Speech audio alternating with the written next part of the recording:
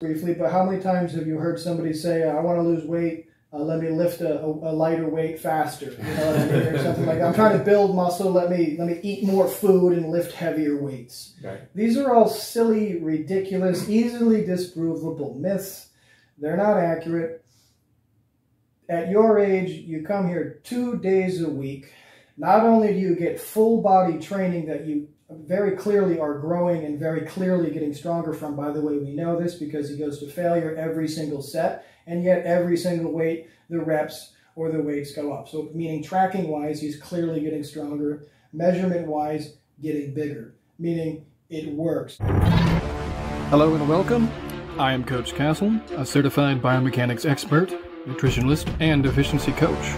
Subscribe to this channel to learn the most efficient ways to maximize your muscle growth and recovery, enhance your body, and advance your mind, all using the latest science.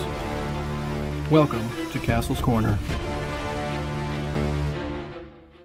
Hello and welcome to Castle's Corner. I'm Coach Castle, here today with my good friend Philip, and we'll be talking about Philip's journey, how he started with me, the surprising things he's learned along the way, building his home gym, many other things. Today's podcast is just going to kind of be a little fun introduction to working with me and a little bit about Philip and where he's going. So hi Philip, thanks for joining us. Well, hello Castle.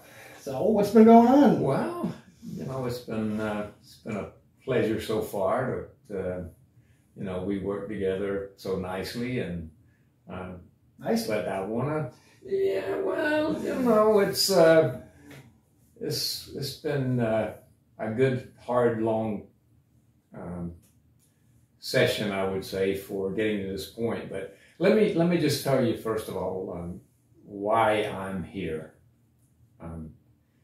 Like most people, I started out on my own, just lifting barbells and dumbbells and just being a dummy, thinking this muscles just happen.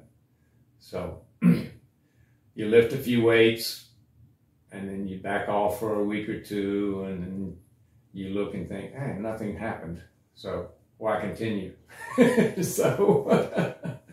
But consistency, dedication, take a little time. You know, but I can't tell you how many times I have started and stopped with weight training because, first of all, it takes time, it takes effort, it takes concentration, it takes the will to want to do it.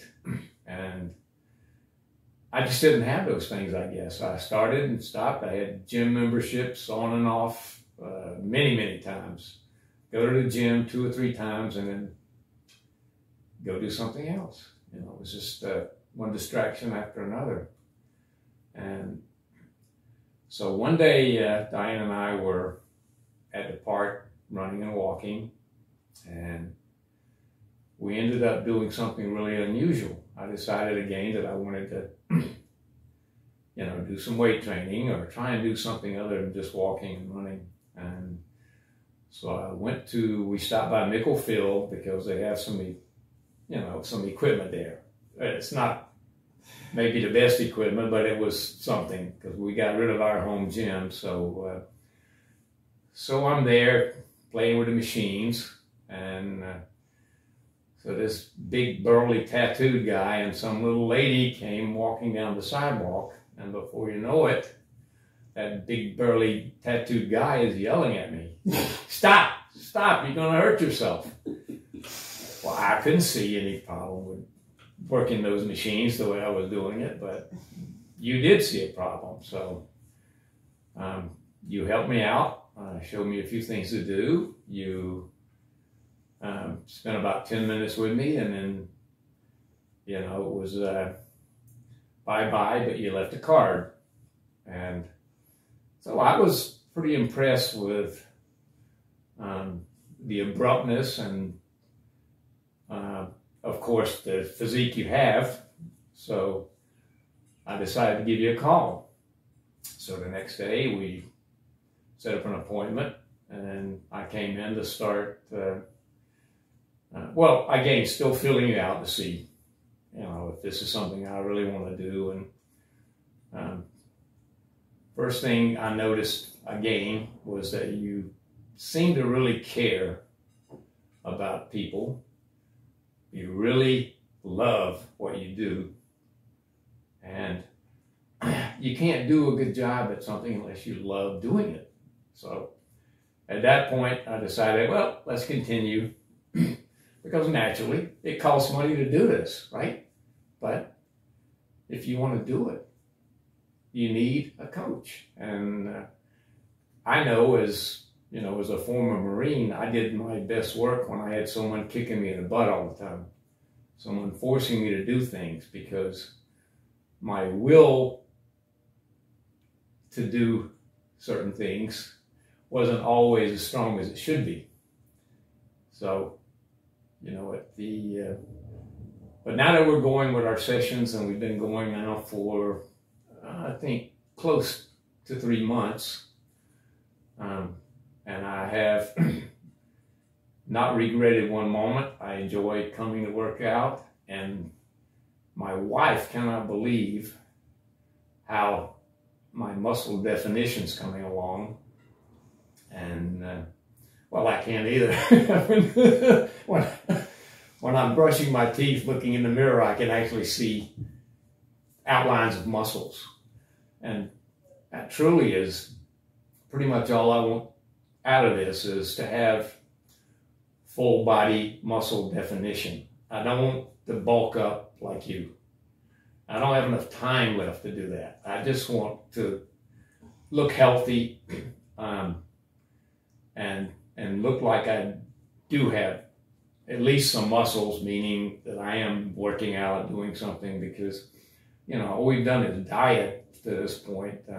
Diane and I both were careful about what we eat, and we did keto for a good long time, over 4 years, operating on 50 or 75 calories a day. And I lost so much weight that my doctor advised me to go start eating carbs, because I was getting to a state of malnutrition. So, and you naturally are pushing carbs so I can build muscle. So I'm giving carbs a chance. I'm up to between 200 and 300 a day now, which, you know, compared to previous 4 years where 50 to 75, that is yeah, pretty drastic increase. And I don't want to go much higher until, you know, I get an okay on blood work and see how my body's adapting to all the carbs. And then I'll decide from there, do I want to keep doing carbs and grow muscles, or do I go back to ketones and try and grow muscles? So I know it's more difficult with ketones,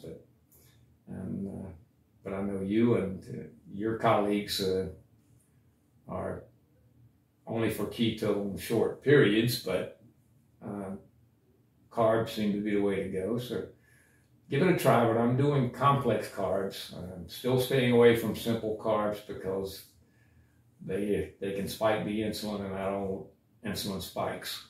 So so anyway, we're at a point now where we're doing intensive training in our sessions.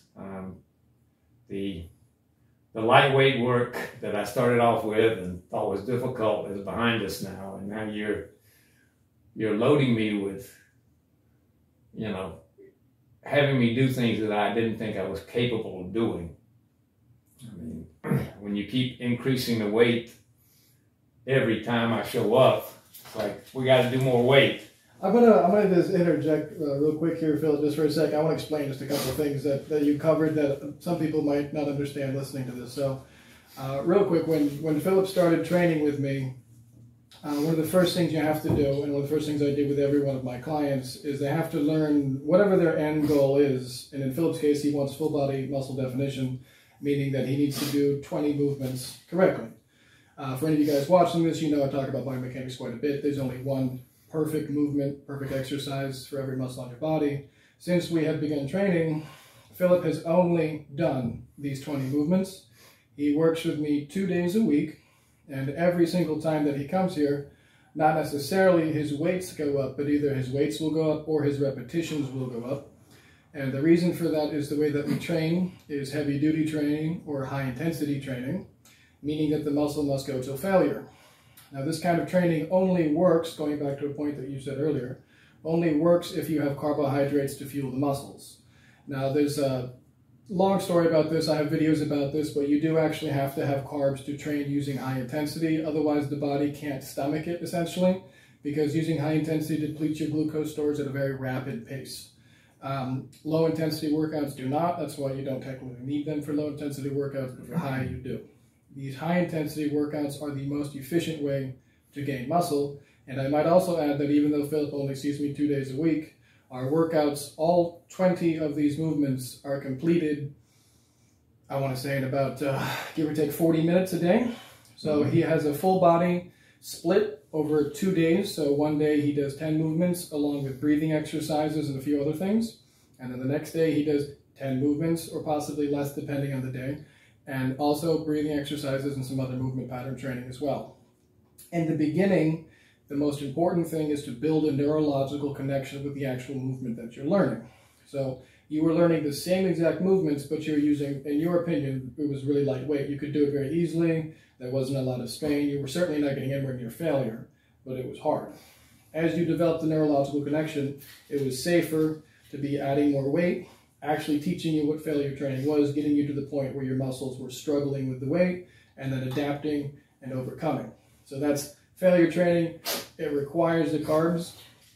But anyway, so nowadays what we're doing is unilateral training, failure training on each muscle group. And the whole workout, again, it only takes about 40 minutes, and this is 2 days a week. And obviously we're tracking Philip's progress. Towards the end of the podcast, I might put up some measurements and stuff. I don't know yet. And why don't you talk about when you first started training with me?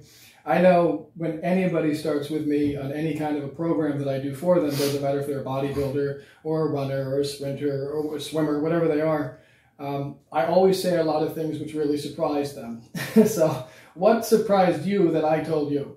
Well, this getting to know the biomechanic thing. I think the fact that you have to exercise each muscle in isolation, which I've never heard.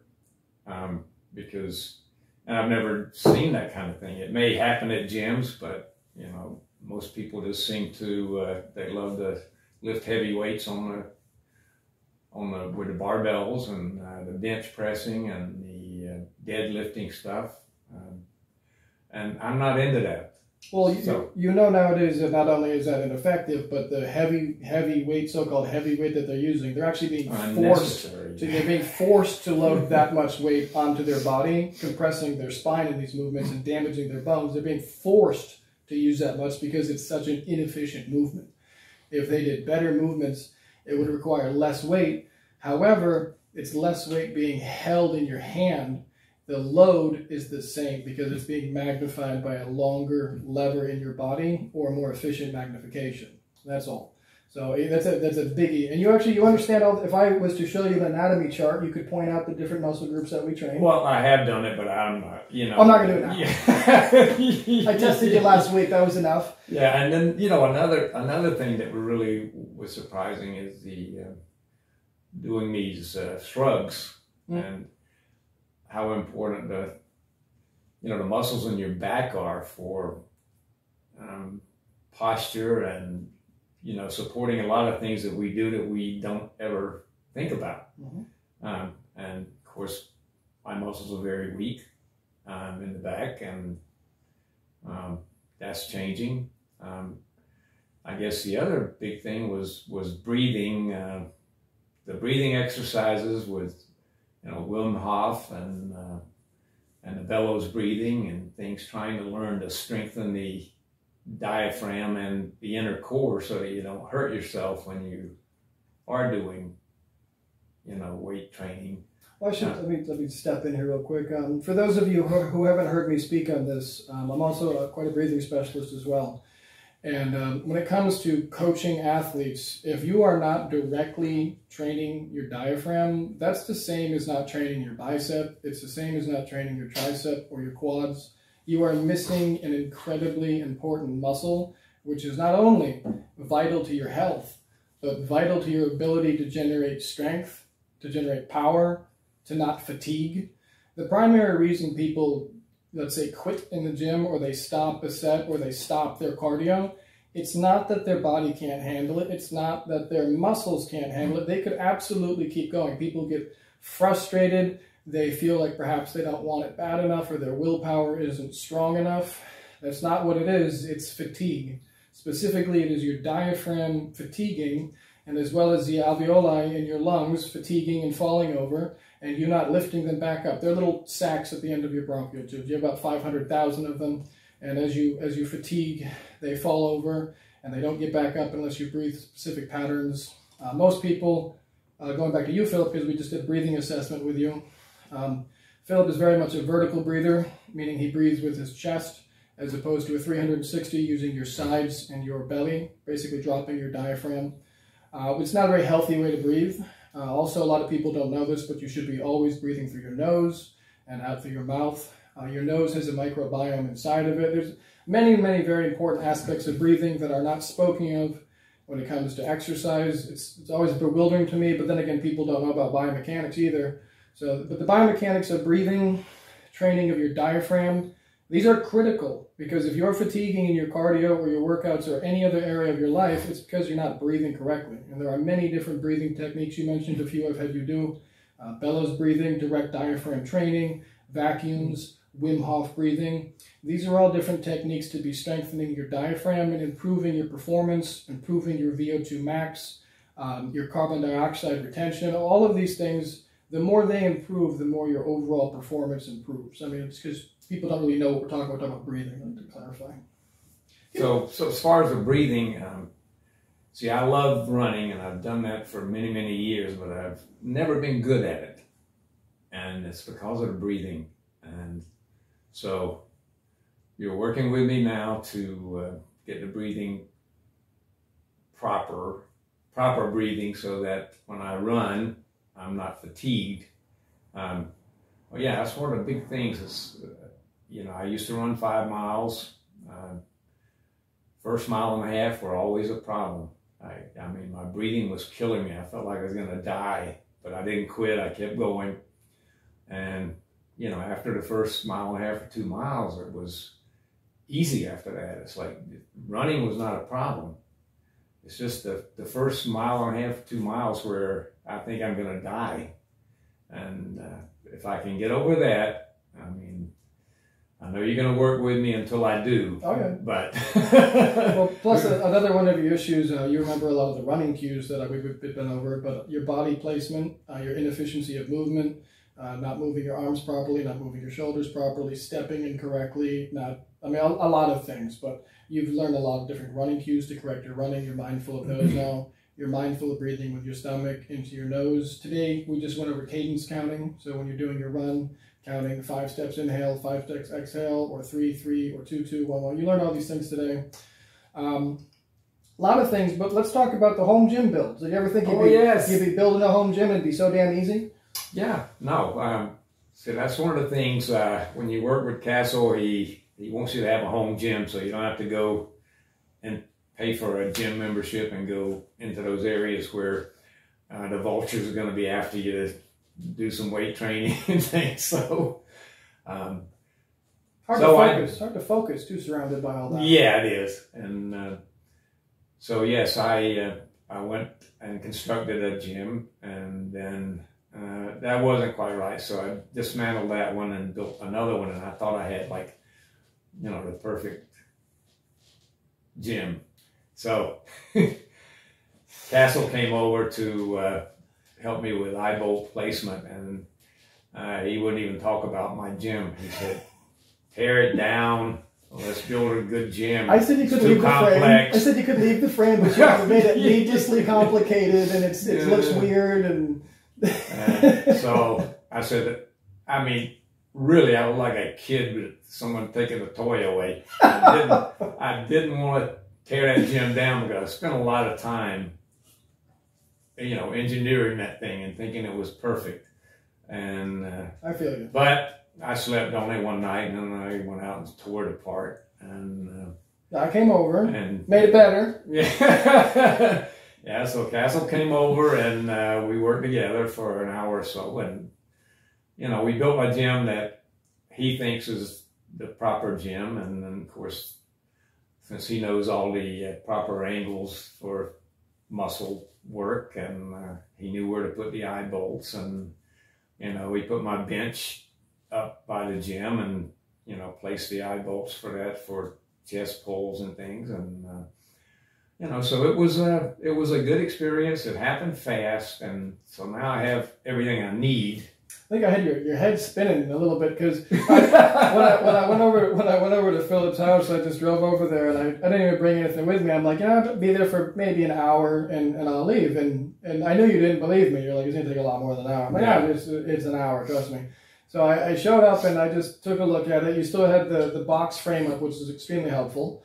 But then from that point, it was a couple cuts. It was a couple screws, and we put the bench against the wall where the gym was actually built. The gym is kind of built into the wall. Think a box with different points for the weight to be originating from with pulleys. And you just put the bench against the wall, and you use your own body as measurements. But the whole gym itself is made out of a couple little eye bolts, a few pulleys, some cables, and 2x4s. Anyone can build one. It doesn't even need to be as complicated as yours. Yours is a very big, efficient, well thought out gym. And it still only took an hour to do. I mean, a lot of my clients have a chin-up bar and some pulley straps and a doorway that they use, and that's still plenty efficient if you know what you're doing. It goes back to biomechanics. But again, your gym was so nice to build. It was so fun to build. It really was just an hour to build. You've been improving it here and there, making it prettier. Yeah. It's in the back of his house. It's a beautiful garden. I have a video. I'll include the link if you guys haven't already checked out Philip's gym. It's quite awesome, actually. And it's easy to use, right? I mean, there's no confusion. It operates just like the gym that you use. Absolutely. So, no confusion. I do have a waterproof sun sail over it, so if it rains, my bench doesn't get ruined and all the pulleys. But, you know, you can't protect from weather because humidity is a real problem. So eventually all the stuff's gonna end up getting replaced. But for now, as long as I use it, keep it oiled. Yeah, I was going to say, just keep a heavy dose of oil on it. You'll be fine for a long time. I had pulleys outside for 2 or 3 years in Pompano. They were fine as long as I kept them oiled. So you got some time with those at least. But I tell you what, let's talk about high-intensity training for a minute. Just because I know people I've been getting all kinds of emails since I started my videos about high-intensity training, explaining it and the advanced techniques. A lot of people asking about it. They're unsure how to do it.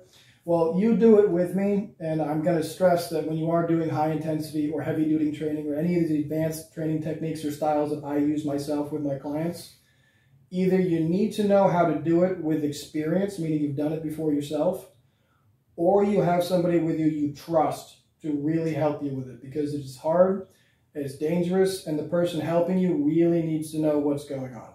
So let's use the example of bicep curls, I guess, because everybody's familiar with bicep curls.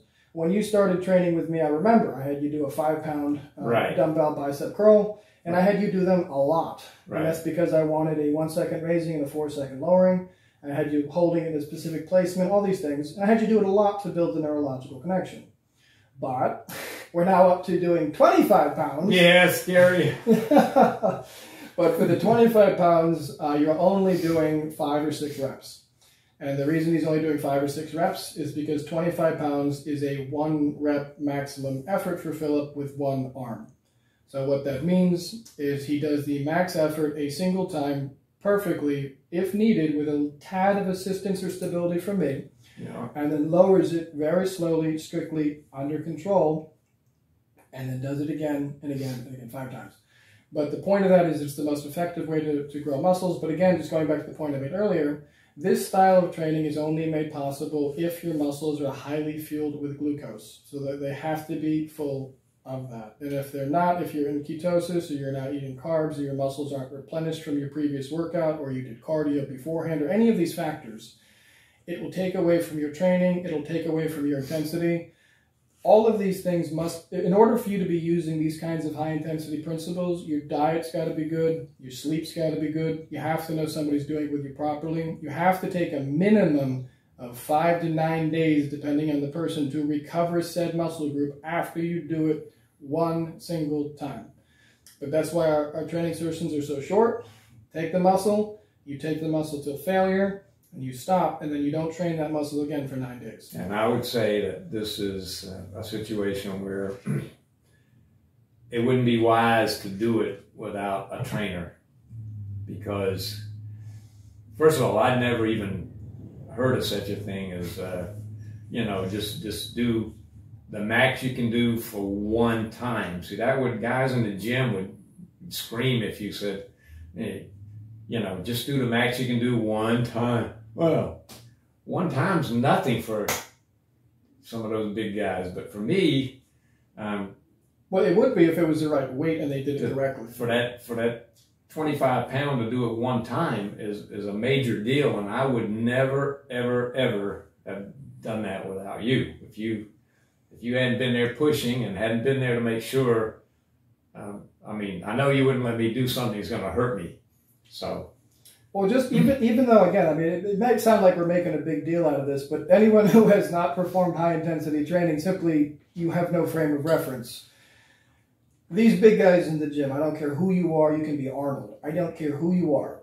Whatever weight that you are currently using in the gym and whatever form you're using is more than likely wrong. And when I say wrong, I mean it's inefficient, lacking in efficiency, will not produce as much results as what I'm talking about. So these big guys in the gym swinging these big weights around, the reason they don't go near 1 rep anyways is because they would need to use their whole body momentum to get it up because they would think it was such a heavy weight. These big guys, if I gave them a normal size weight for somebody their size, say 40 or 50 pounds, and I told them to raise it and lower it exactly properly for high intensity, they would be unable to do so. And they would feel foolish and they would never do it again because we hurt their poor little ego. Yeah. Even though it was the most productive thing they could possibly do to grow their biceps, they won't do it because it hurts their ego. They would rather move big, heavy weights, showy, using momentum, using silly machines which aren't efficient, which don't build muscle, which use compound muscles, lightening the load on the targeting muscles, all these things. It hurts people's ego when you drop the weight to a manageable, under control weight, which actually tears your muscles. But even to do that, as you know, it's only 25 pounds. I could have you do 25 pounds like this. You could do it swinging it, no problem. I don't let you. I hold you completely immobile, so only your bicep is doing the work, and it's doing it strictly under very strict control, up and down. And that damages all 3 types of your muscle fibers, resulting in maximum growth provided there's enough protein and you recover for long enough. And there is, now that you mentioned that, the one thing that's pretty important is that when you're doing these exercises, for someone like me who doesn't have muscles, the concentration, the focus, I have to kind of drift off into a dark place. And then when you start yelling, you can do it, you can't leave a failure, you gotta, it's like, all those things combined, help me get through things that I'm pretty sure I could never do. Which again is why a coach is important. I mean, There's a personality aspect that comes into play that people don't consider when it comes to coaching. They'll see somebody like me who, essentially self-coaches. I don't need anyone to tell me what to do. I wake up, I do everything that needs to be done, and I don't go to bed till it gets done. That's how I am because I know how critical it is. But that actually relates to a kind of a personality I don't have a whole lot of control over. It goes back to me being an extremely industrious individual, a very conscientious, like the 100th percentile. So, I am very much somebody who is no trouble doing these things. And there's a lot of people like me in the world who just happen to have this stacked personality, so it works out well for them. The discipline is real. You have to be disciplined. That you have to do yourself. But the personality aspect comes into play. And people who are not very conscientious, people who are not very industrious, people who are high in neuroticism, people who are high in anxiety, these kinds of people absolutely need a coach. If you want to get maximum benefit, maximum results, you can't rely on yourself to do it because you know what you're like. You'll procrastinate, you'll put it off, you'll come up with excuses. Somebody like me, I don't come up with excuses, I come up with reasons.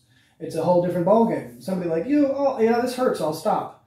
You're not stopping yet. Why are you stopping? You're going to leave here a loser? You're going to leave here a quitter? No. Absolutely not. You're a failure. You're not a quitter. You go till you fail. That forces me to go to a little extra. Exactly. And, that's, the other impressive thing is, I mentioned already that I do think you truly care about people and getting the job done, getting whatever a goal is, to make it happen. But the other impressive thing is that the hour I spend with you twice a week you're totally dedicated to me and to accomplishing what I need.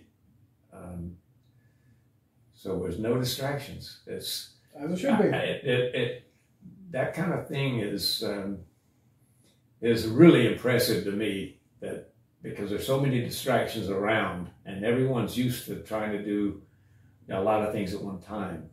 But since you love what you do so much, you're able to focus totally for my 1 hour when I'm here, and I'm sure the other clients have the same feeling. So in order to return that favor, I force myself to do my best.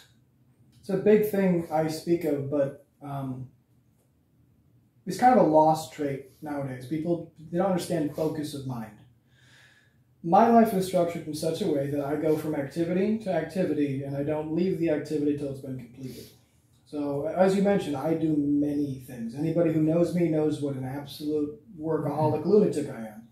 I do my best not to sleep, even though I know how important sleep is. I do sleep. I try very hard to sleep, but it's kind of hard for me. I mean, on any given day, I'm working on multiple clients. I'm marketing. I'm doing podcasts. I'm creating videos. I'm writing books. I'm writing articles. I'm not going to give you a list. I list many, many, many, many things, and it takes up my entire day every single day. But each item that is scheduled, if it's an hour with you, my entire life is completely irrelevant at that point. I am with you for an hour. Whatever you need to achieve, I will do anything necessary to achieve those results, because that is the deal struck. That's how it works. And as for me caring about people, I mean, how can you not? I mean, when somebody like myself, I've dedicated basically most of my life to a single pursuit of a single goal. And I still obviously am nowhere close to getting it. No, but it shows. But I'm nowhere close to getting it. And I know the number of years ahead of me before I'm still even closer to getting it. I know how difficult it is for most people to motivate themselves. I know most people don't have the knowledge I have. I know that. So I want to help people who have trouble. I want to help people who help themselves. If you come to me and you tell me, hey, I want help, and you're serious about it, it shows. Why does it show? It always shows if you're serious. Texts, emails, when do we start? Ready now. It shows. If you're half-assed, you know you're half-assed. I don't even have to tell you you're half-assed. You know that you're half-assed. I don't think you'll work with someone. And I don't work with those kinds of people because there's no point. If you're not committed to change, there's no point in calling me up. There's no point. You actually have to want to change. And if you actually want to change, I mean, you probably are already working hard on yourself anyways. You just haven't called me yet. Yeah. Well, if you're not working, you're half-assing. You're abusing. You're admonishing yourself because you know you need to do something. Mm-hmm. You go to bed guilty. Feeling guilty. Yeah, right. Because I know I need to do this. I know I need to do this. And then all of a sudden, that's why I told you you were sent to me, because I never, ever, ever go to Mickle Field. Ever. So I go there one time, and here you come walking down the sidewalk. It worked out. To rescue me. Well, save you from yourself. So... I know we talked about today, actually, because when we were doing our walking and our jogging today, we saw that nice lady. And as we walked by, I said, this is one of the hardest things I struggle with, is I never know if I should step in and say something or not. Because 9 times out of 10, if I step in to say something, there's not really a good way to do it without coming across like an asshole. I mean, I don't know a good way to do it without coming across like an asshole. And whenever I see those ungodly exercise classes that they have with those people who think that they're helping and they're just, God, Jesus, I have to leave the park. I can't be in the park because I'll go up on that stage, I'll take the microphone, and I'll just start ripping them apart. Because they're just damaging those people in so many ways. They're producing no results, and they're just stealing their money. I hate seeing that. Yeah, it's just wasting time and money. I hate seeing that. It is... and they know they're doing it. You know, they don't think they're helping. Those freaking people don't think they're helping. I don't think those people, most people don't have the dedication to the client that you have.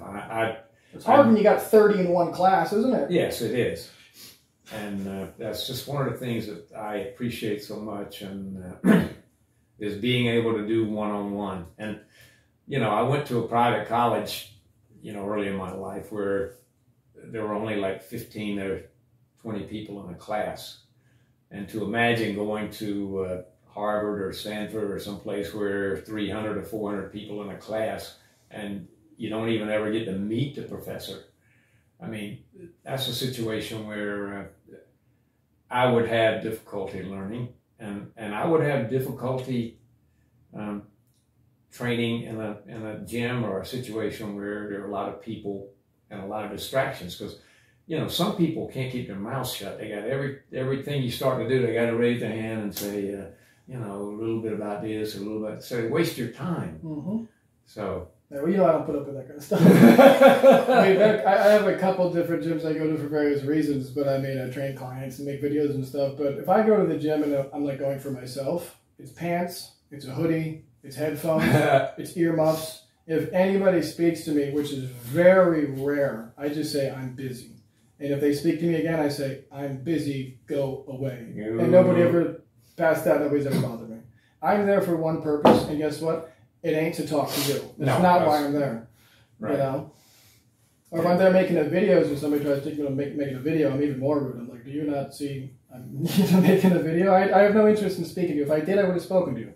Yeah. You know? Well, there was our first meeting I thought was really, really abrupt. You stepped in when you were not asked, but God, you were a godsend, so I'm happy. I mean, I don't even remember what you were doing, but I do know I wouldn't have stepped in unless I thought it was really bad. Right. Because normally if I see somebody, I'm like, well, it's fine. It's not that big of a deal. But you must have been doing something. I was like, oh, he's going to hurt himself. You know? Yeah, and then I think the one other thing that that might be important is I know you do classes at different places and you got different age groups. But I certainly want to let people know that, you know, you don't have any difficulty working with me at age 74. And you don't treat me like a 74-year-old. You treat me like, you know, anyone else. You know, I'm still supposed to do the same thing. Yeah. So, I mean, you still have the, so put it to you this way, for those of you, I might clarify this point maybe, you being 74 would make no difference if you were 9. You have the same anatomy, the same skeleton, the same muscles, the same best movements for you. The reason that they're best, on top of being the best for, you know, like building muscle, the reason for that is also the most natural way that your muscle's supposed to move. If you're sore from going to the gym, if you have sore joints, you have lower back pain, your shoulders hurt, your neck hurts, this is because you're doing exercises which are not productive, inefficient, and damaging. I don't care if you've seen everyone else doing them. That is not the right exercise to be doing. You ever had those kinds of pains? No, never. And you train like a psychopath. And my son-in-law even said, you know, you must have some weird genetic thing because, you know, everyone that trains has sore muscles. So you must be able to metabolize lactose quickly or something. But, he's saying that he thinks you have a high lactic acid threshold. Some people have a genetically high, like a 22 or a 20 lactic acid threshold.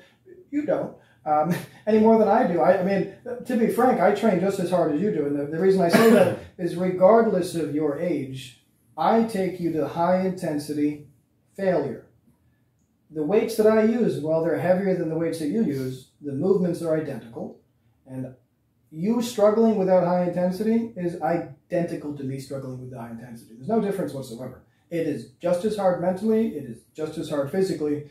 The only difference is I have a little bit more weight and I have some more muscle fibers to move that weight. That is the only difference. High intensity must be generated regardless of your age, unless, and the only caveat to this is perhaps endurance runners would be the only ones I would think don't need to train high intensity, but that's probably the only one I can think of offhand. And that's because they want to train a whole different system of their body. But for you, absolutely. I mean, anybody, again, I don't care if you're 6, 10, 20, 30, 50, 80, or 100 years old, the best movements are the best movements. I have clients I work with, one who's a quadriplegic, I have one who has multiple sclerosis, I have one who is, it doesn't matter. They still do the same movements, slightly modified to allow for them to have best range of movement in the proper resistance curve. It's completely irrelevant what condition the body or the age or anything else is unless there's some form of an injury. It's irrelevant.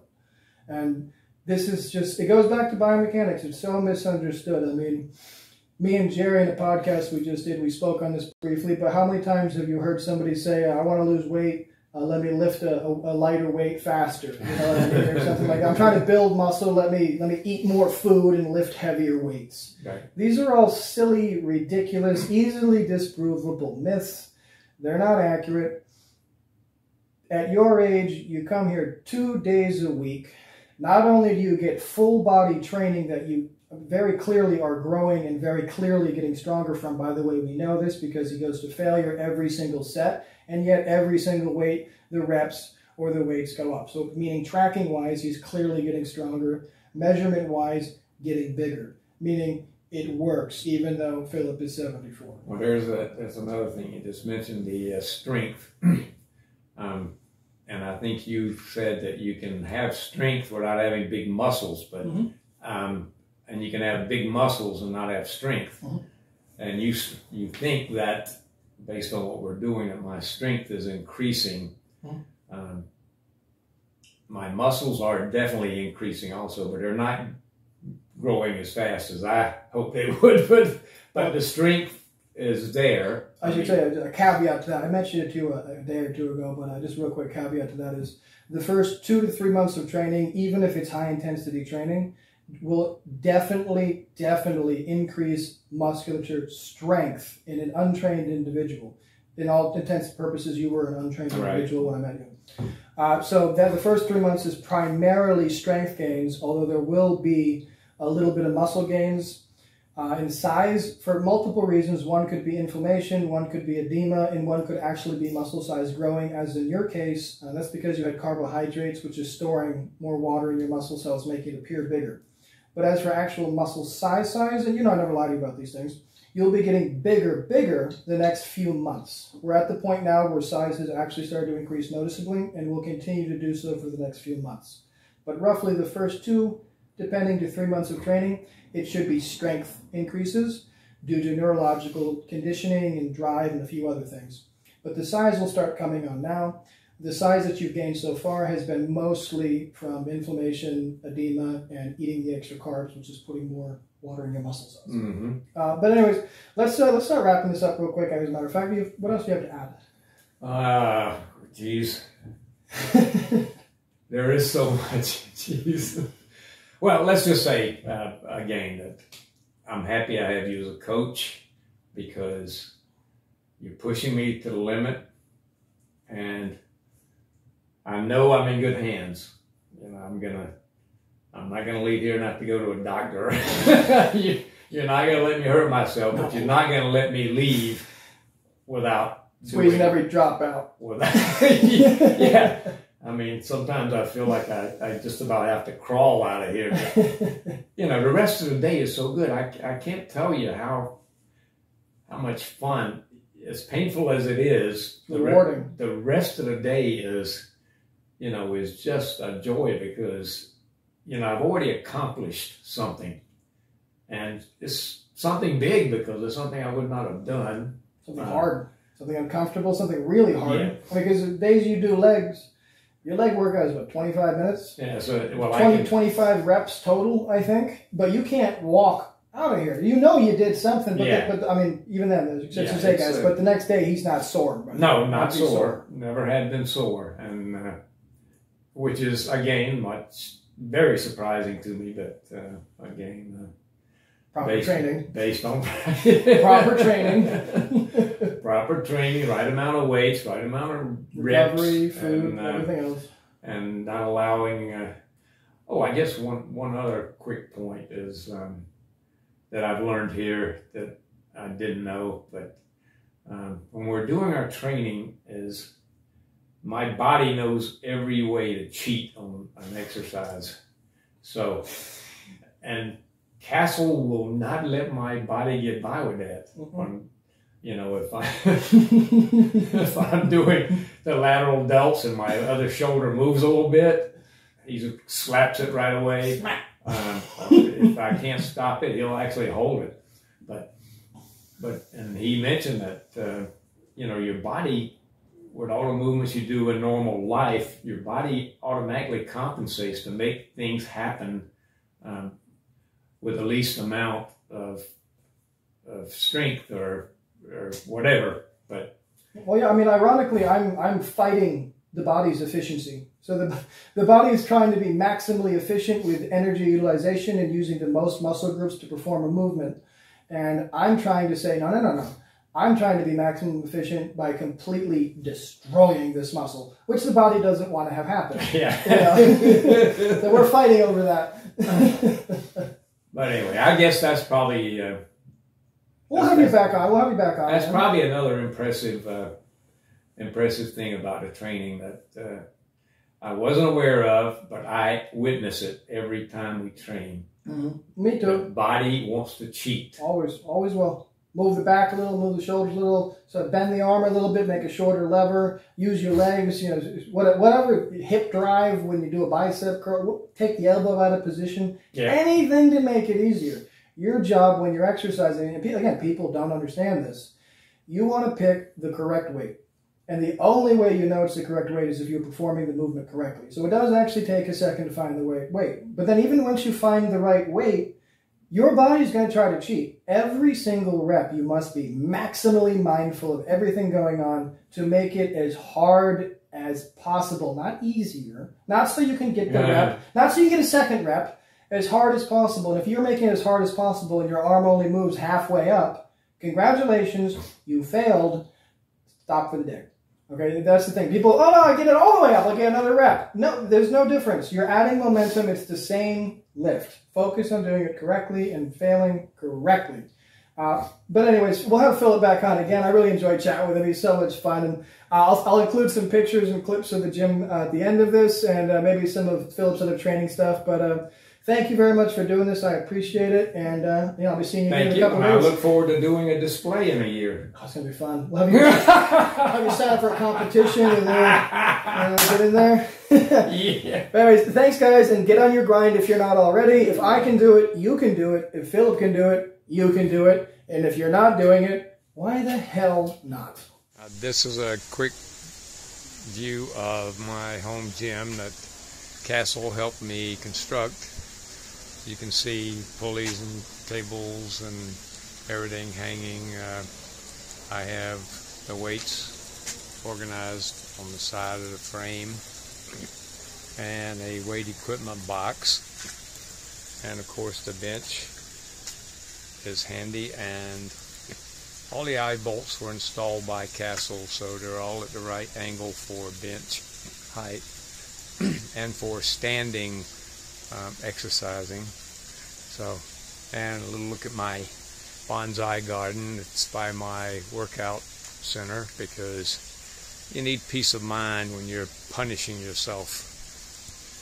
So far it's been good. If it needs adjustments in the future, Castle will come over and take care of that for me, and we'll just be happy as can be.